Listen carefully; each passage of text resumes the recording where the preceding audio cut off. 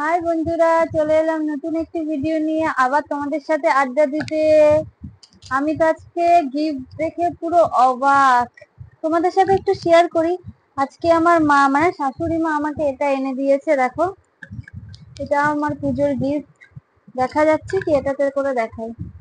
এই যে, এই যে পুরো জিনিসটা যাচ্ছে।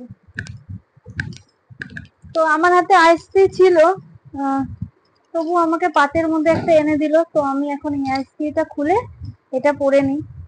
নতুন অবভিয়াসলি তো পরবই। এটা এনে দিয়েছে।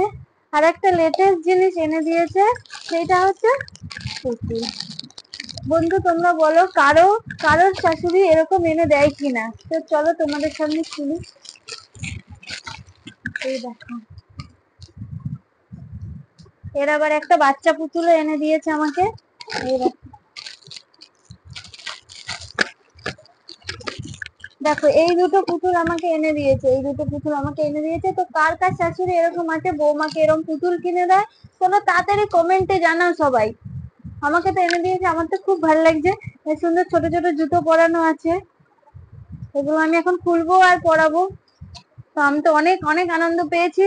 তো বন্ধুরা, কার কার শাশুড়ি এরকম আছে আমাকে কমেন্টে শীঘ্রই জানাও। আর আমার গিফট গুলো কেমন লাগলো এটাও অবশ্যই জানাও।